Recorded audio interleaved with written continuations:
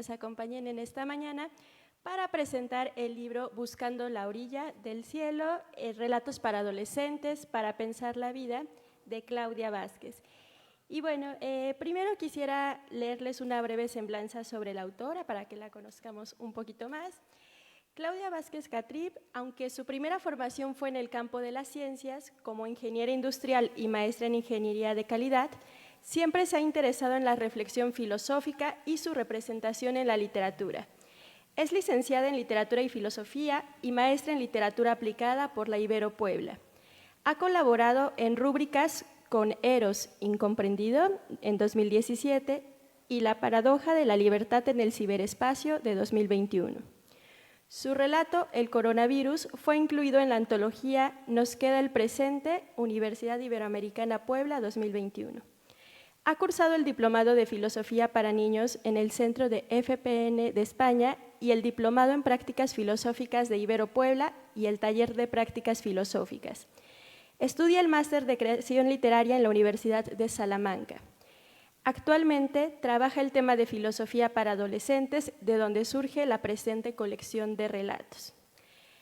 Ahora bien, antes de pasar a hablar con nuestra autora aquí presente y también con Sabrina de Escondrillas, quien es la ilustradora del libro y también le agradecemos mucho que nos acompañe hoy, me gustaría compartirles algunas de las reflexiones que surgieron durante mi lectura del libro.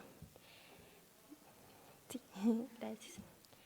Muy bien, bueno, me siento muy contenta de poder compartir este escenario, tanto con Clau como con Sabrina. Tuve la fortuna de conocerla hace ya 12 años y pronto descubrí esa actitud tan desenfadada y hasta bromista que la caracteriza tanto, como su profunda dedicación hacia aquello que ama, como la filosofía, la ciencia y la escritura. Se toma en serio los textos porque antes juega con sus posibilidades y en ese vaivén es que hoy nos entrega esta obra que nos convoca.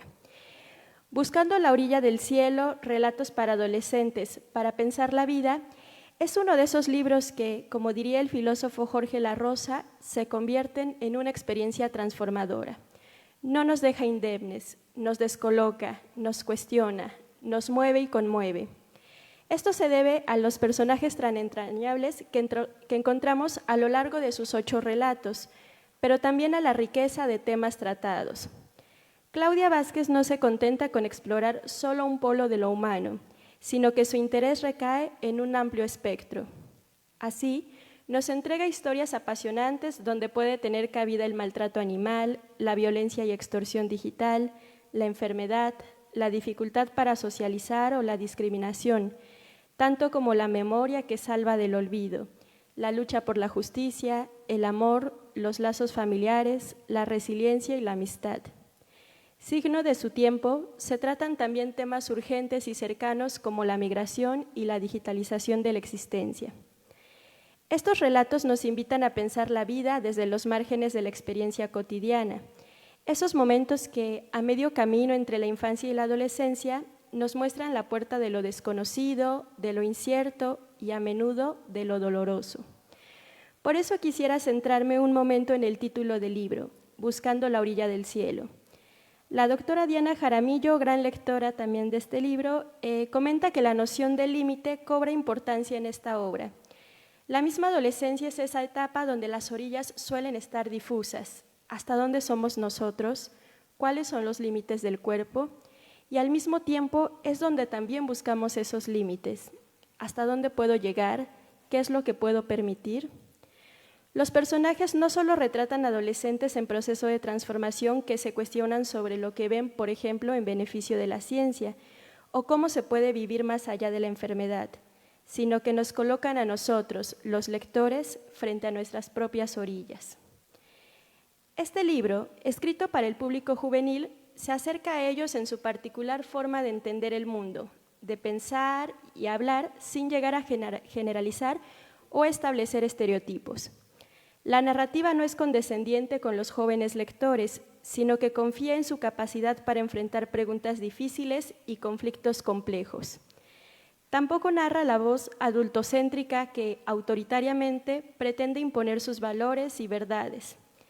Más bien son textos que, con una actitud desenfadada, nos llevan a la reflexión en distintos niveles. Las moralejas y lecciones quedan fuera porque se trata de que el lector llegue a sus propias conclusiones. En este laboratorio de papel vemos cómo los personajes aciertan, deciden, se equivocan, aman, odian, mienten, juegan, sueñan, viven y mueren. Nos revelan algo de nosotros y acaso por esta profundidad emocional es una lectura cuyo placer no queda restringido a los adolescentes. Uno de los logros más notables de Buscando la orilla del cielo es su habilidad para entrelazar escenarios aparentemente distintos. De la época actual vamos también a la época prehispánica. De un paseo en bicicleta durante las vacaciones vamos a la hilera donde un migrante pasó la noche. Del miedo al humor. Las fuentes de las que abreva, la cotidianidad, las noticias, la tradición y también la historia. Todos estos relatos tienen algo en común.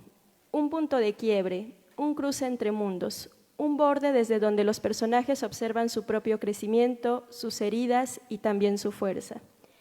Al final, uno se queda con la sensación de que necesita releer los textos, de que por debajo de estos relatos se halla un tejido de conflictos apenas entrevistos. No me resta más que invitarlos a adquirir este libro, allá atrás tenemos varios ejemplares disponibles, y también a compartirlo con sus jóvenes, a ofrecerles esta mirada literaria aguda y reflexiva que nos regala Clau, llena de momentos de ternura, humor, crudeza, nostalgia, miedo y amor. Muchas gracias.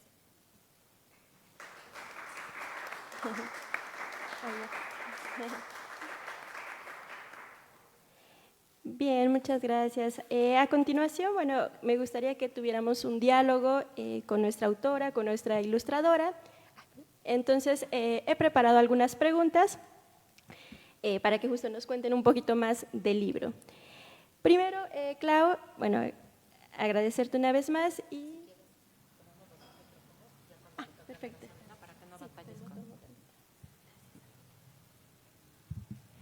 Bueno, quisiéramos saber cómo fue que decidiste escribir para adolescentes y también qué retos encontraste a la hora de escribir para ellos y cómo fue que los sorteaste. Bueno, primero que nada, muchas gracias a la Universidad Veracruzana por invitarnos, por tenernos en este magnífico espacio. Muchas gracias, Sarita, por tu lectura, por tu compañía, por tus lúcidos comentarios.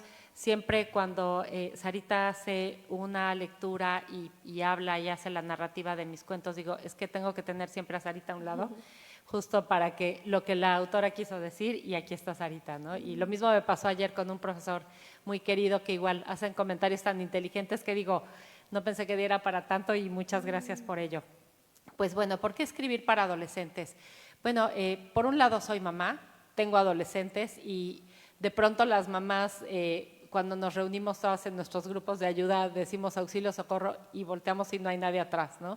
En segundo lugar, porque estudié literatura como segunda carrera y eso me dio, ya cuando uno como adulto estudia lo que realmente le gusta, le da un propósito, una perspectiva, un porqué. Entonces siempre cuando yo estudiaba literatura y filosofía, mi tema era trabajar esto con la gente que más quiero, ¿no? Muchas veces se dice, recordarás, Sarita, teníamos un profesor, porque Sarita es mi amiga desde la licenciatura, entonces teníamos un profesor de filosofía que justo decía, de estas cosas no se puede hablar ni con el vecino. Y yo decía, si tanto estudia uno para no poder hablar con nadie de lo que estudia, ¿para qué caramba sirve, no? Entonces siempre la intención fue llevar la filosofía a la calle, a la conversación, en la medida de lo posible, porque no puede uno de pronto salir con pedanterías en una cena de amigos, ¿no? En alguna ocasión un señor me dijo, ¿y para qué te ha servido la filosofía? Y no se me ocurrió nada más que decirle, para ser menos consumista y carcajadas alrededor, ¿no?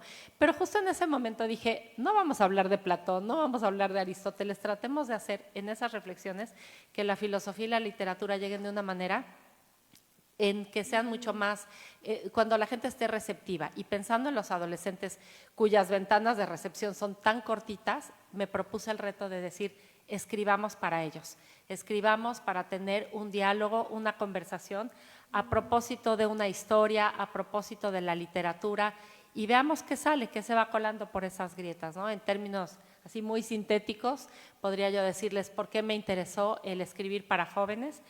¿Cuáles fueron los retos? Pues muchos. El primero es que yo no soy un adolescente, es evidente, ¿no? Entonces, el hecho de decir, pasé por ahí, fui adolescente, sí, pero fue hace tantos años que por más que uno lo recuerde, mi adolescencia no es la adolescencia que están viviendo los chicos ahora. Entonces, el vertirme en los adolescentes de alrededor, no nada más mis hijos, sino la gente, mis hijos me decían, ya no te vamos a contar nada de nuestros amigos, mamá, porque vas y lo escribes, ¿no? Entonces, obviamente, pues son historias, aunque el personaje sea muy puntual, no es la historia de Juanito, son historias que de alguna manera vamos mezclando de todo un poco. Pero bueno, el gran reto fue el lenguaje, el idiolecto adolescente, las preocupaciones que aunque son de todos, pero en los adolescentes en la actualidad obviamente tienen otros tintes, ¿no? Y eso se veía reflejado en el lenguaje. El lenguaje para mí fue muy complicado porque, insisto, hablar de cómo yo era adolescente no tiene nada que ver cómo hablan los adolescentes ahora. Entonces sí fue como abrir muy bien la oreja para ver hasta dónde, qué palabras sí, qué palabras no. Porque también decía yo, si de verdad escribo como hablan los adolescentes, pues me van a funar, dijeran ustedes, ¿no? Entonces fue un poco mediar entre el escrúpulo de que fuera un lenguaje, al final es una recreación, ¿no? No está aquí un adolescente hablando, el personaje es una recreación, entonces fue mediar entre estas dos tensiones, tratar de que fuera lo más verosímil posible dentro de cuidar un estándar literario de acuerdo a mi expectativa. ¿Y has tenido oportunidad de escuchar a lectores adolescentes, Clau? Justo por tu interés en la filosofía para niños, ¿tendría alguna aplicación didáctica que le veas en el futuro? Sí.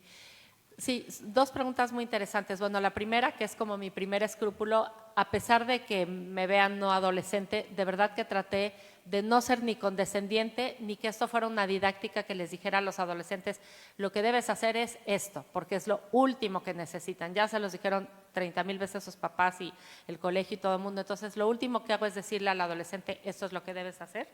Entonces, los finales son abiertos, es como la propuesta de, esto hizo Juan, ¿qué harías tú?, ¿no?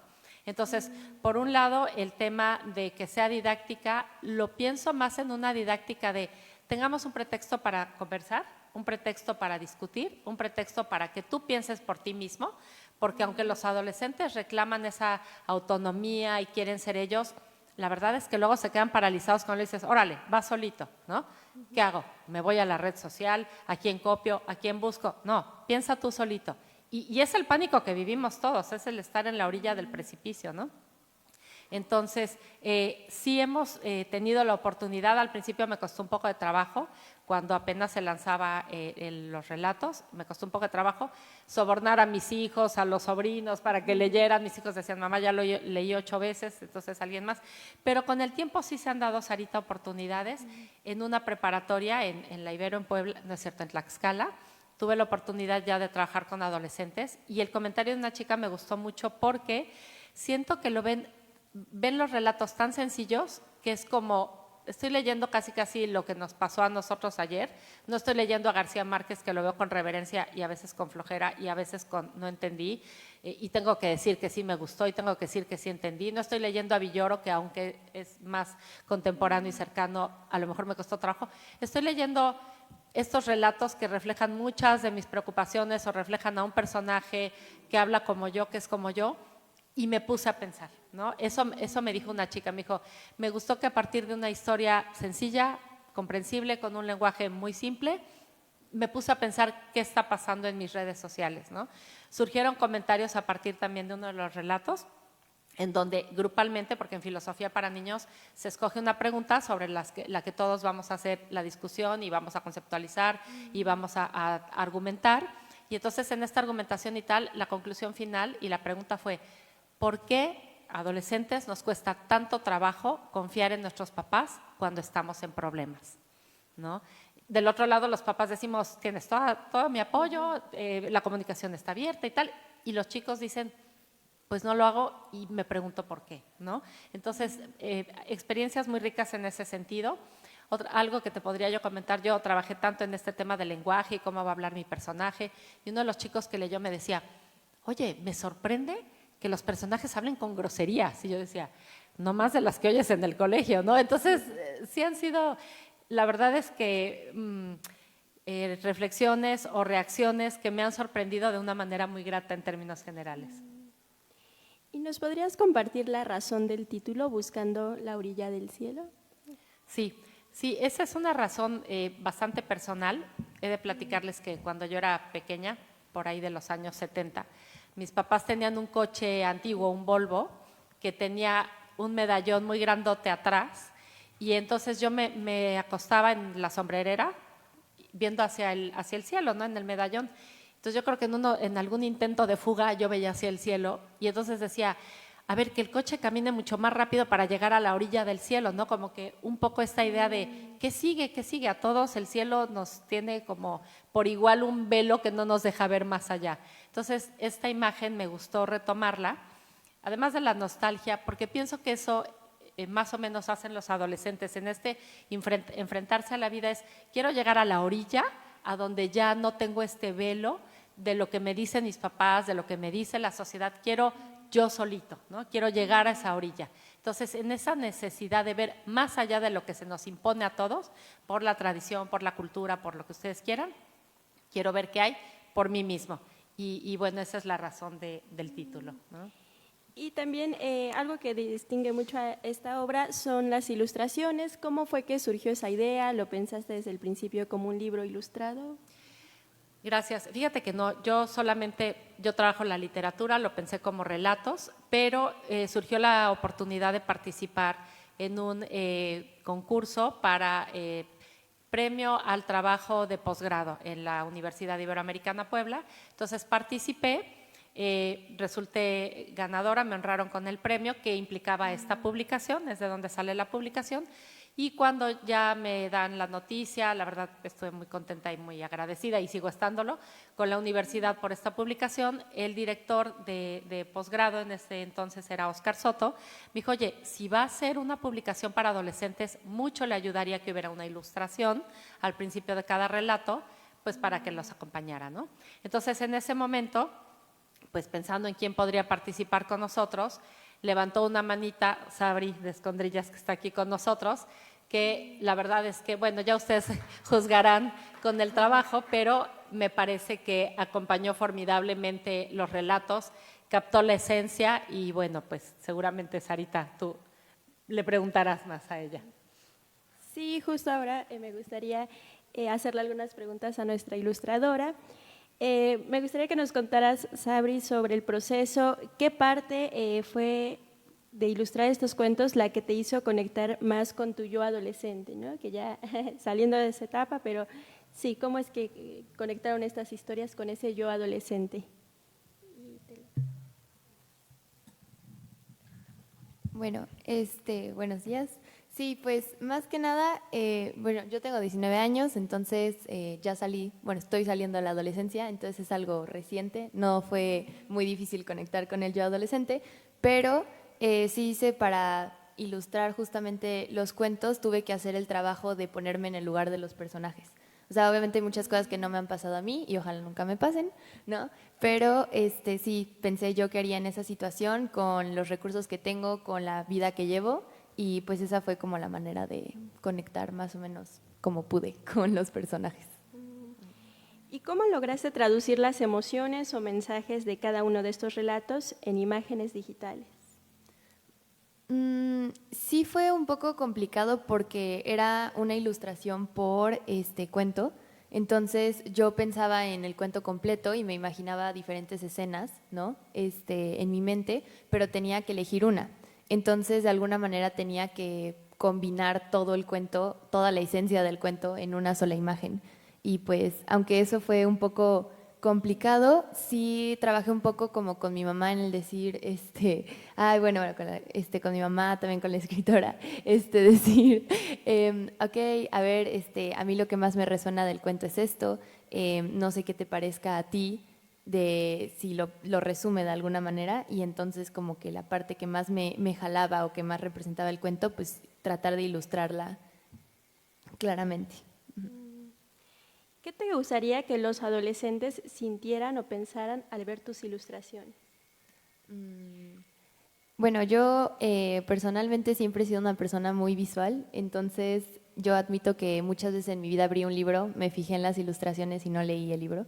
Entonces, ojalá, obviamente, espero no sean así los adolescentes que lo lean, pero pues, ay,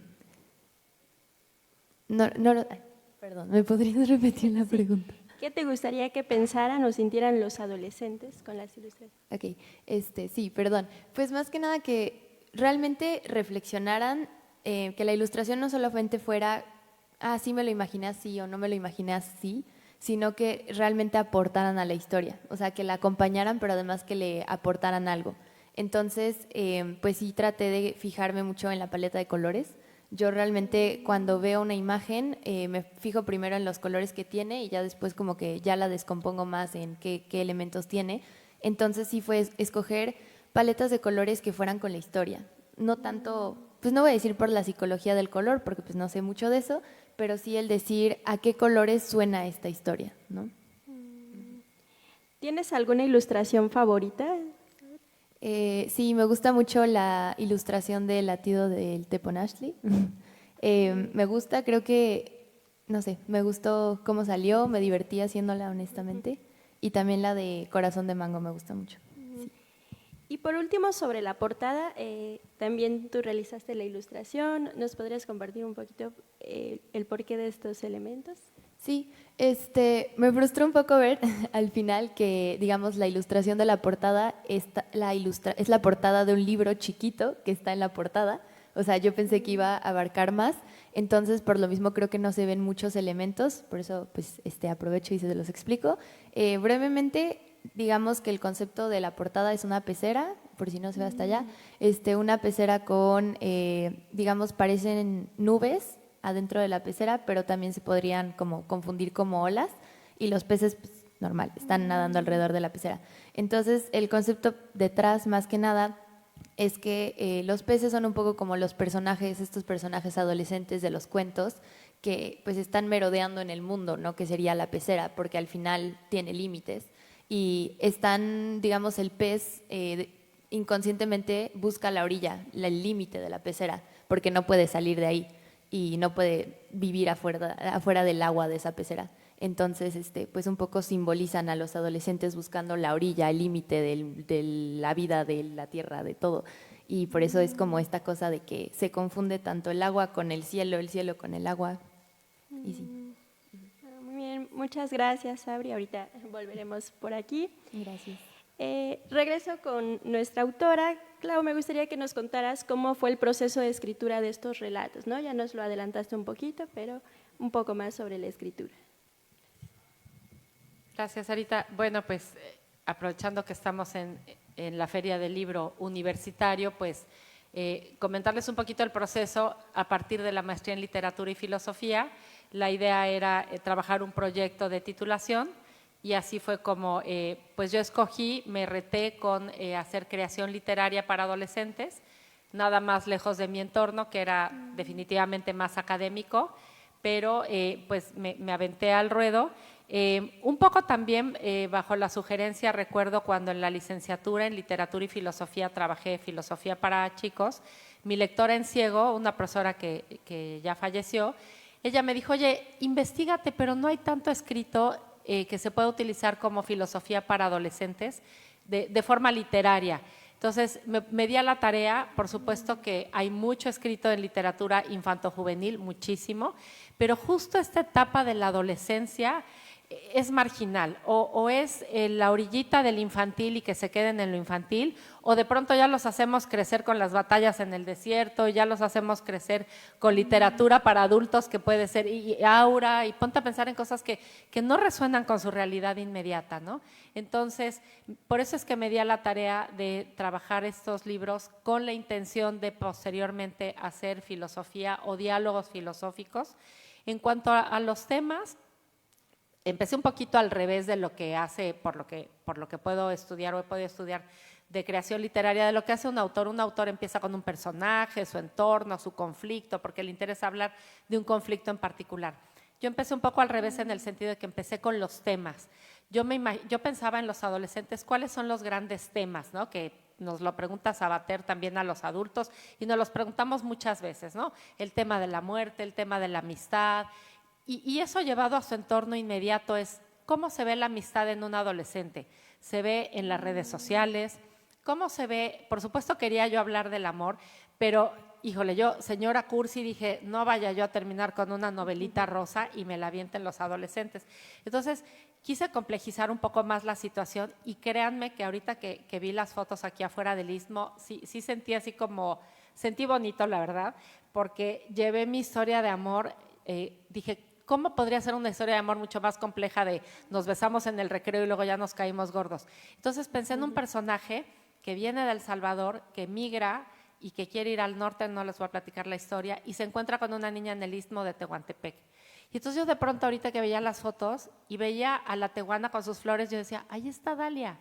Y luego vi unos campos eólicos y yo decía, esos son los campos del papá de Dalia. Créanme que Google lo sabe todo, yo nunca he ido al Istmo e hice mi investigación lo mejor que pude y la vi reflejada aquí afuera y me dio la verdad que mucha emoción, ¿no? Entonces, bueno, hablar del amor, los adolescentes se empiezan a enfrentar a la muerte de un ser muy cercano, ¿no? Y lo viven en primera persona, es muy distinto a cuando eres chiquito y te dicen, ay, se murió tu profesora y qué bueno, no hay clases, a cuando tienes 14 años y se muere tu abuelo, tu papá, tu mamá, ¿no? Entonces, cuando empiezan a vivir sus historias en primera persona, es cuando realmente empiezan a entender qué significa esa orilla del cielo y el, ay, mamita, ya voy solito, ¿no? Entonces, ese fue mi proceso, empezar a pensar en los temas. ¿Y hubo algún cuento que más disfrutaras o padecieras escribir y por qué? Fíjate que padecer escribir, hay uno que se llama Lazos de Familia. También otra idea, yo llevaba 5 relatos y me eché para atrás y dije, híjole, esto está muy pesado, va a llevar a los adolescentes directo a la depresión. Entonces necesito variarle un poquito.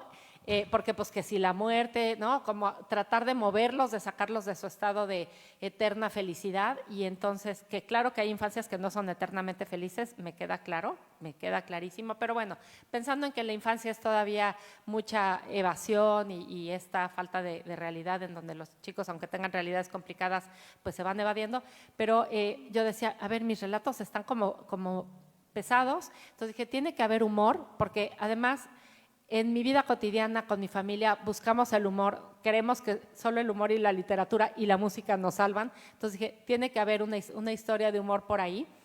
La dejé al final, me costó trabajo a pesar de que sienta yo que vivo con el humor alrededor y creo que fue la que más disfruté, me encantó y además porque fue la última que hice y creo que ya traía yo la práctica de las anteriores. Y la que más me costó trabajo, precisamente yo tratando de que hubiera distintos géneros, dije, a los chicos les encanta el terror. No es mi género, no soy una persona que consuma literatura de terror. Bueno, a mí Lovecraft ya me pone así, lo leo de día.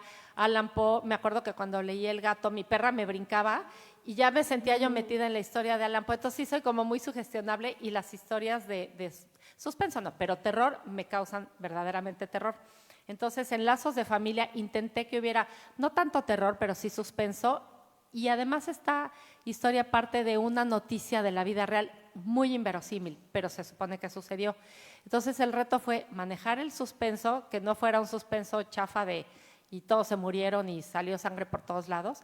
Y además que una historia, una noticia tan inverosímil funcionara en la literatura de manera verosímil, porque ya sabemos que no todo lo que es verdad es verosímil. Entonces llevarlo a la literatura, ficcionalizar algo que sucedió pero que parezca verosímil fue un reto interesante y esa fue la que más trabajo me costó.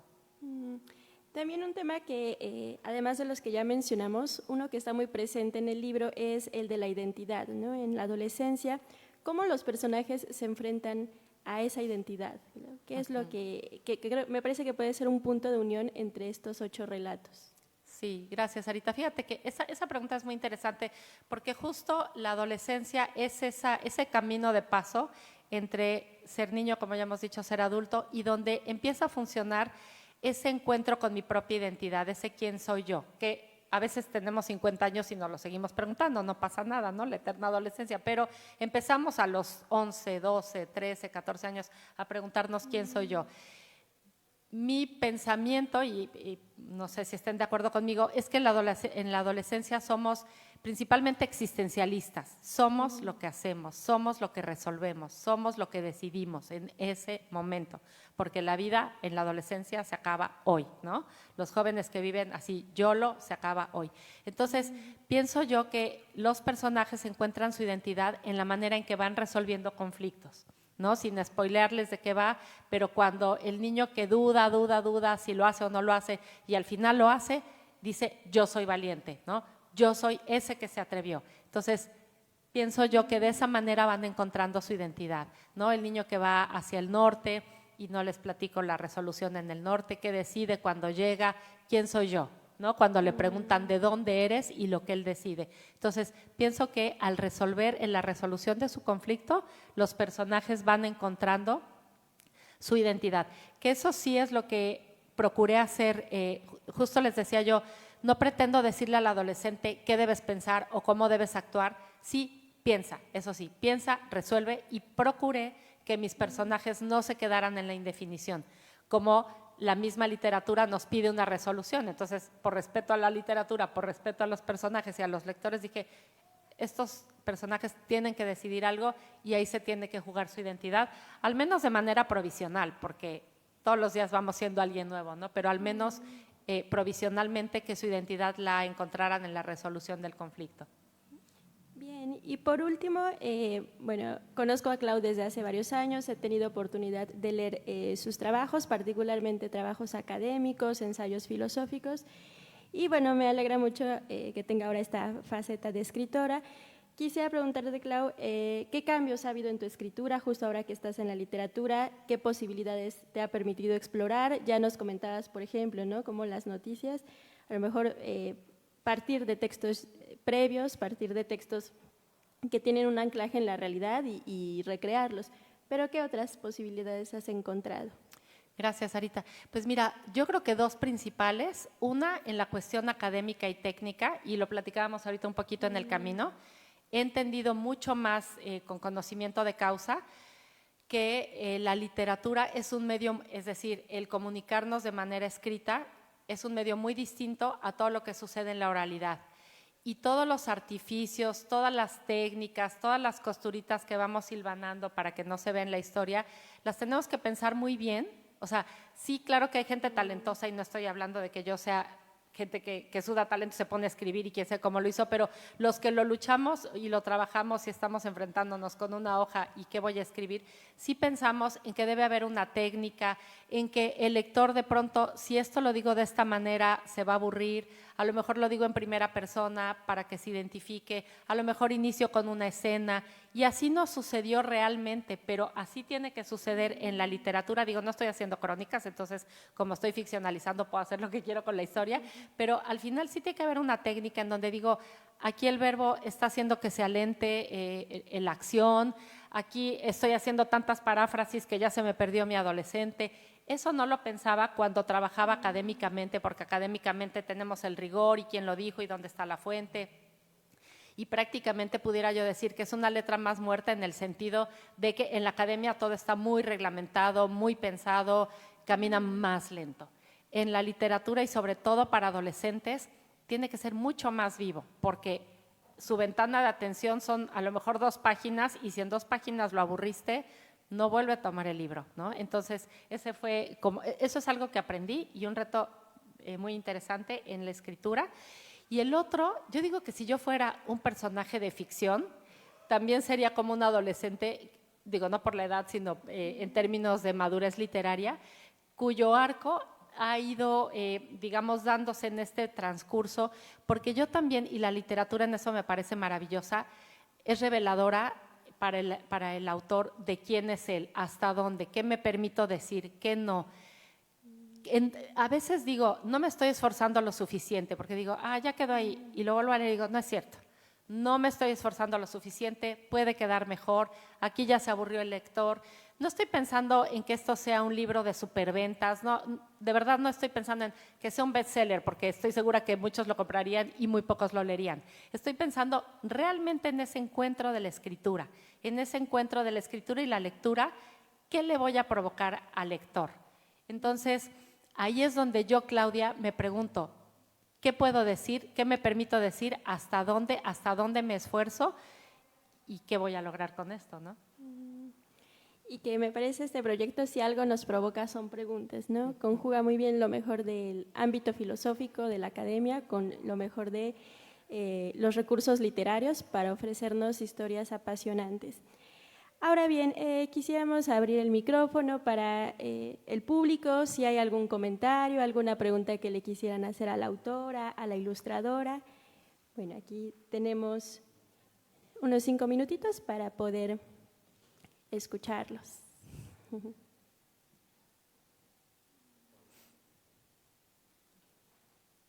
¿Alguien se anima? Sí, por favor.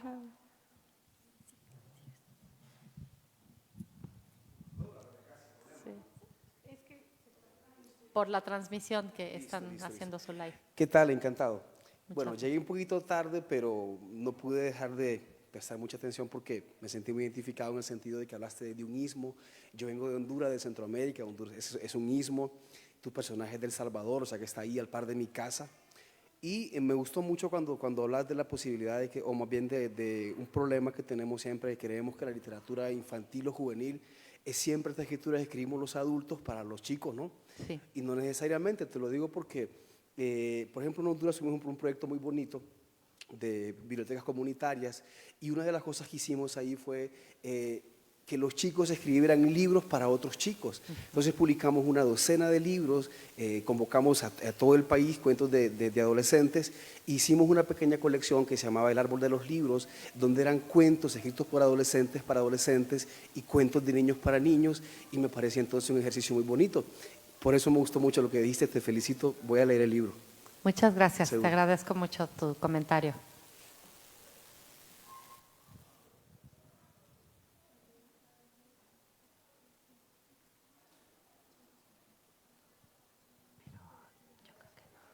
Porque, bueno, pues si no hay más preguntas. Bien, si no hay otra pregunta o comentario, ¿qué les parece que Clau nos lea un fragmento, ¿no?, de uno de los cuentos, justamente el de Corazón de Mango, que es el que habla sobre la migración? Bien. Ok, Carla, tú me quitas el micrófono cuando sea la hora, porque si me agarro a leer igual no te veo. Bueno, este es un mensaje que le manda Dalia justo al chico que se va al norte y ella se queda en el istmo. Dice así: me dijiste que aquí todo se pondría igual al lugar de donde vienes. Quisiera que estuvieras equivocado. Tal vez las causas de la violencia no sean las mismas que en El Salvador, pero hasta el aire que respiramos nos quieren quitar para hacer dinero con él. No ha bastado con la desaparición de mi papá, de lo que seguro sabías antes de que yo te platicara uno de esos días en La Palapa. Mi papá era inquieto, le gustaba andar en las apuestas, siempre era jinete en las carreras de caballos en las ferias, iba de aquí para allá, de Chahuites a Bernal y de ahí a Los Corazones. Hacia el norte, lo más lejos que llegó fue a Las Cruces, Nuevo México, antes de que yo naciera, pero siempre regresaba, no como ahora que se cumplen 4 años que no sabemos nada de él. De pronto llegan chismes a La Palapa. Doña Rosalía, ¿no será su marido ese de la foto que salió en el periódico? Y entonces mi mamá va acompañada de mi tío a San Pedro a investigar, armarse de valor para inspeccionar hombres muertos y regresar siempre con la tristeza acumulada de que nunca es el suyo. Cada día siento la violencia más cerca de este ranchito en una esquina del mar. Aquí los pleitos por las drogas no serán tantos como en otros lados, pero ¿qué tal que nos quitan tierras para poner sus ventiladores eólicos gigantes? En la escuela nos explicaron cómo de ahí sale la energía. Yo solo veo que sale la discordia, como dice mi mamá cada que se refiere a los terrenos de mi papá. El otro día vino Loli, mi amiga a la que conociste. Se vino a despedir rapidito porque se iba con otras muchachas al norte, igual que tú. No quería que sus papás lo supieran, que se iba a Tijuana, como si eso estuviera cruzando la calle. Nunca me dijo exactamente qué la orilló a irse, solo que ya ves cómo es mi papá. Todos sabíamos que don Juancho era violento y maltrataba a las mujeres de su casa, aunque doña Tere se le pusiera al brinco y se agarraran a golpes. Yo creo que esa vez se le pasó la mano. Lo que más miedo me da es que mi primo Eloy, del que no quieres que te hable después del escándalo que habló mi mamá, viene seguido a La Palapa. Ya no me molesta tanto. Últimamente ni se fija si estoy o no. No le trae camarones a mi mamá ni nada de la pesca. Se hablan casi con movimientos de cejas. Él como que le ordena atizándole unas miradotas y mi mamá saca billetes de su delantal. No quiero preguntar, pero se ve que anda en malos pasos. Mi tío ha tenido unos pleitazos con él porque se le desaparece y no llega temprano a la pesca. Siento como si aquí todos fuéramos personajes de una obra del fin del mundo en la que iremos desapareciendo uno tras otro. Ahora que no estás, me arrepiento de no haberte dicho que sí, que vi tu silueta esbelta contra luz el primer día que llegaste con las redes de la pesca, que te vi desde el principio, que vi cómo me mirabas y no me atreví a darte la cara. Me dio pena. Te escuché hablar. No hablabas como los de aquí. Me dijeron que estabas de paso. No te hablé ni ese día ni los que siguieron. Me dio miedo acostumbrarte a verte llegar todas las mañanas y saber que de pronto no te vería más. Pasadas las semanas quise saber todo de ti. Por eso le pedí a los Ramírez que te invitaran a lo que quedó del huerto. No fue casualidad que me encontraras ahí. En los pocos lugares a donde me deja ir mi mamá, porque sabe que me hace falta volver de vez en cuando a donde mi papá me llevaba de niña, a comer de los mangos que recolectaba. Cuando tenía 6 o 7 años me subía a los árboles lo más alto que podía y comía mangos hasta que se me hinchara la panza. Me sentía poderosa. Soy la señora de los mangos, gritaba. Me siento mal de haberte aventado el hueso de mango en la cabeza porque creía que te burlabas de mí. Fui una pesada. Preferí no parecer vulnerable. Me sentí humillada, indefensa, y eso fue como si traicionara a las mujeres de aquí. Las del Istmo somos fuertes, no nos vencemos nunca, me dijo mi mamá cuando luchaba por las tierras de mi papá, hasta que finalmente se las quitaron. En fin, creo que no supe cómo decirte, o tal vez porque siempre dijiste que te irías del Istmo a continuar tu camino y no quería extrañarte. Hasta después de la fogatada en que celebrábamos el cumpleaños de Oti me animé. Tú requinteabas la canción, esa que te enseñó tu hermano, esa canción del muelle de San Blas de Maná. Nadie la cantó, pero yo me sabía la letra. De pronto me imaginé, sola en el olvido, y entendí que tenía que conjurar ese mal pensamiento. Por eso seguía de lejos tus pasos hasta la choza de Otilio. Te quería contestar con la de Bob Marley, la que lucha y no se rinde. La noche que me viste en la playa llevaba el Discman de mi papá, tenía la esperanza de encontrarte. Quería compartirte el disco que me quedaba de Bob Marley. Mi papá, que sabía poquito inglés, por el tiempo que vivió en Las Cruces, me cantaba una canción y me traducía la letra. La canción decía que no me preocupara, que todo iba a estar bien. Me dijiste que por el momento nada estaba bien, que vivíamos pagando un pecado heredado porque a pesar de estar en un paraíso, nada era de nosotros. Solo éramos las manos que llevaban manjares para alguien más. Nos pusimos profundos y dijimos que tú eras río porque siempre estabas en movimiento. Y yo, una piedra planta, anclada y con raíces. Gracias.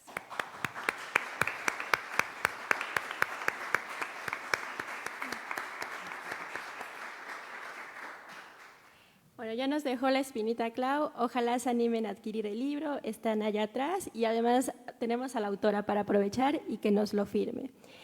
Bien, bueno, me permito leer el reconocimiento. La Universidad Veracruzana y la Feria Internacional del Libro Universitario otorga el presente reconocimiento a Claudia Elizabeth Vázquez Catrip por su valiosa participación como comentarista en la presentación de su obra Buscando la orilla del cielo.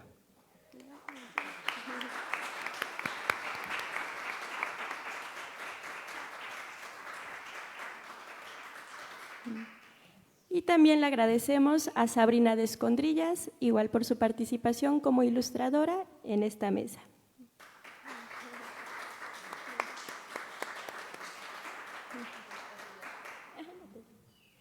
Bueno, así damos término a esta presentación. Los invitamos a quedarse, todavía va a haber muchos eventos este día. Y bueno, gracias por su asistencia. Muchas gracias.